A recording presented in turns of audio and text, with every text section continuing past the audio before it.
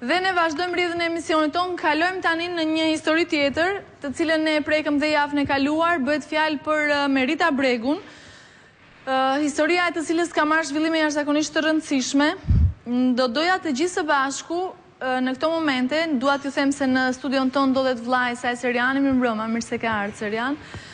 Do doja të gjithë së bashku të ndiqim një kronik e cila është bazuar mbi bazën e informacioneve që kanë ardhur gjatë gjithë kësaj kohe në adresë Merita Bregut, kërkimeve që ne kemi bërë, dhe me njerë kthehemi në studio, do të lidhemi me korespondenten ton, vullnetaren ton në Itali për sa i përket verifikimeve që ajo ka bërë gjatë kësaj jave në lidhje me fatin e Merita Bregut. Ndjekim kronikën dhe kthehemi me njerë në studio.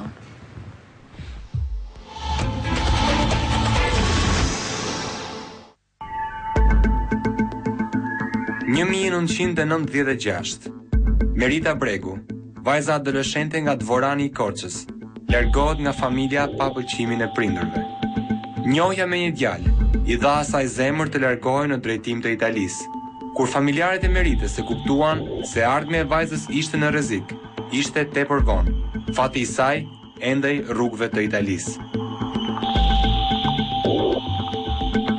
Edhe nga denoncimi për rreth 10 vite rresht në të gjitha zyrat shtetërore, nuk dha asnjë rezultat për të afërmit.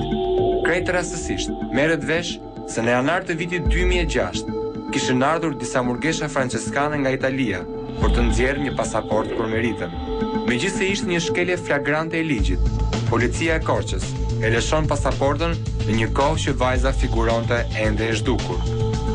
Investigimet e njerëz të humbur arritën të nxjerrin në dritë vendodhjen e Merita Bregut pas më shumë se 10 vitesh.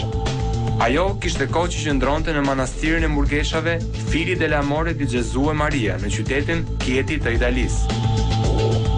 2006-2008, një kalvar 2 vjeçar në studion e njerëz të humbur, lutje e përqërime për institucionet fetare e laike, si dhe për vetë Meritën që të bëhej e gjallë. Kujtim Bregu, baba i Meritës, u nda nga jeta në mënyrë tragjike pa e parë vajzën për herë të fundit. Një barë morale e ligjore që rëndon mbi organet shtetërore, të cilat u tallen me fatin e babait fatkeq. Në një kohë kur skandalet zën njëra tjetrën, absurd është fakti që murgeshat në manastirin e Kietit vazhdojnë mashtrimet e radhës, duke thënë që Merita nuk ndodhet në atë vend dhe se nuk e ka njohur kurrë, sikur të kishin harruar dokumentin zyrtar dërguar nga avokati i tyre Edgardo Jonata 2 vite më parë, që pohonte ekzistencën e Merita Bregut në atë manastir, por që dëshira e kësaj të fundit ishte që të mos kontaktonte me familjen kurrë. Në zhurmën e vendodhjes Shqipëri-Itali, nga telefonues të ndryshëm mësohet se Merita Bregu është parë që të qarkulloj disa herë në qytetin e Shkodrës. Ky është edhe qyteti i dytë pas Kietit në Itali, ku mendohet të qëndrojë vajza korçare. Vite më parë, në një prej kanaleve të Mediaset, një vajzë shqiptare e veshur murgesh, e cila quhej Merita Bregu, dërgoi për teleshikuesit dramën e jetës së saj. Denoncoi tutorët, hodhi dyshime deri tek policia shqiptare, por familjen nuk e përmendi kurrë. Ndoshta e dinte mirë se familja qëndronte në anën tjetër, duke shprehur në heshtje keqardhjen për atë çfarë kishte ndodhur. Nisëm nga kjo, a nuk po mbahet Merita Bregu peng nga manastiri italian i Kietit? A nuk duhet që organet shtetërore shqiptare të kryejnë një hetim për këtë skandal mes policisë së Korçës, ambasadës shqiptare në Rom e manastirit të frikshëm? Cili varg apo kapitull i ka treguar Meritës që familja nuk vlen më?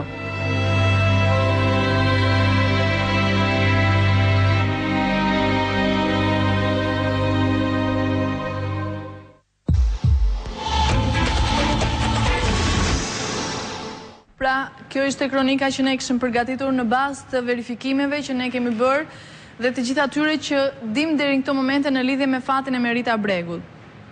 Por ditët kalojnë dhe ankthi familjarëve sa vjen dhe shtohet në lidhje me Meritën. Gjithsesi, ne jemi këtu për të zbuluar të vërtetën e saj, jemi këtu vetëm e vetëm të marrim vesh të dëgjojmë zërin e saj, sepse deri në këto momente familjarëve ju kanë ardhur informacione vetëm nëpërmjet letrave, pra vërtet janë zyrtare, sepse asaj është nxjerrë një pasaport, stafit e misionit Njerëz të Humbur i ka ardhur një dokument zyrtar nga avokati i murgeshave italiane ku i thotë se Merita Bregu shëndoshë mirë ndodhet këtu, por nuk do të flasit, nuk do të kontaktoj me familjen. Gjithsesi ne asnjëherë nuk e kemi dëgjuar zërin e vetë Meritës të flasë me ju dhe t'ja u thotë këtë gjë në telefon ose drejt për së drejti. Kjo nuk ka ndodhur asnjëherë. Javën e kaluar Serian më ke treguar një histori se ke shkuar ta kërkosh vetë Meritën në shtetin italian, megjithse kishe karta jeshile nga policia italiane, pra i e konsideruar si një person i cili nuk kishte karta dhe menjëherë i e kthyer në Shqipëri. Sa ke përmendur emrin e motrës tënde apo jo? Sa ke përmendur faktin se unë kam ardhur tu për të kërkuar motrën time Merita Bregu, që nga ai moment menjëherë i e kthyer mbrapsht apo jo? Po e përsërit edhe një herë, ishte prill, kur mu dha dokumentin në Greqi, kam paguar një shumë të madhe. Në fakt, përveç shumës kam vënë, për shturp të tregosh se kam përfituar nga anë e vajzës, desha ta menja të kuroja në Greqi. Më doli për fat që edhe për lek pagova, edhe fati që më ndihmuan për vajzën. Me të marrë dokumentin, s'ka vazhduar vetëm, po për fat do jarova dhe biletat, të nxinja një reale që të mos t'i mbush e mendja fix, që ditën që kishte dalë dokumenti, karta jeshile nga Selaniku, dhe ditën kur e kam prerë biletën dhe ditën që kam ikur. Te nuk e dinte asë njeri tjetër përveç e mesë, unë udhëtoja direkt Italisë.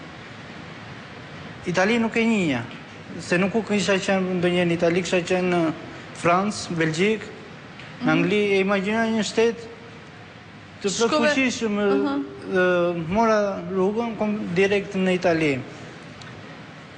U mendova njërë, kur zbrita nga taksia, të shkoja direkt në manastir. Nuk më duke arsyeshme. Atëherë mendova t'i në kuestur. Pra zbrite në Kjeti, apo jo? Po, zbrita në Kjeti. Aty ku ishte dhënë informacioni dhe mendove të shkosh në kuestur. Çfarë ndodhi me te?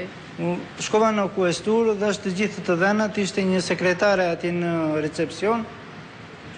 Më pritën shumë në fillim. Për një moment që vjen një telefonat, më marrin të gjithë dokumentat, më kontrollojnë, edhe vjen një oficer, më thotë, mas do të rritë, duhet të udhëtosh deri të Shqipërisë. Për çfarë arsye, thash, unë jam i lishëm, se për kojnë të vërtetë, zotëri të lutem, thotë, jemi mbi këqyrjen e emigracionit italian, thotë, duhet largohesh. Jam më shoqëruar direkt në Pescara në aerodrom. Po? Ishte një moment që ishte një grevë në Romë. Nga Pescara kam udhëtuar me tren drejt Romës. Kam ndendur 24 orë në vëzhgim në Romë. Nga Roma kam udhëtuar direkt Athinës dhe Athinë Selanik.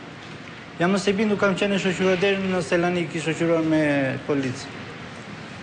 Vetëm kur ke zbritur në Selanik dhe shkuat në ati ndamë, thjesht ndamë, fliste greqisht tamam, fliste pak anglisht, nga një më fliste dilte si punëtor, thjesht si udhëtar u takuam në Romë. Serian nuk e more vesh asnjëherë faktin përse kjo sjellje ndaj teje, pra.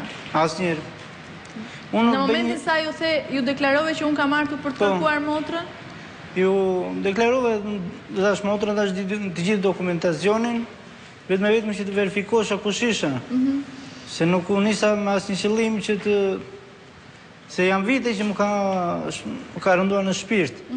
Që ikja në Angli, deri në këto momente vetëm unë e di se si e kam hequr këtë ankth. Nuk e di sa përbuzje kam marrë nga jo oficeri në ato momente. Sikur të kisha qenë kriminali botës edhe nuk e dija.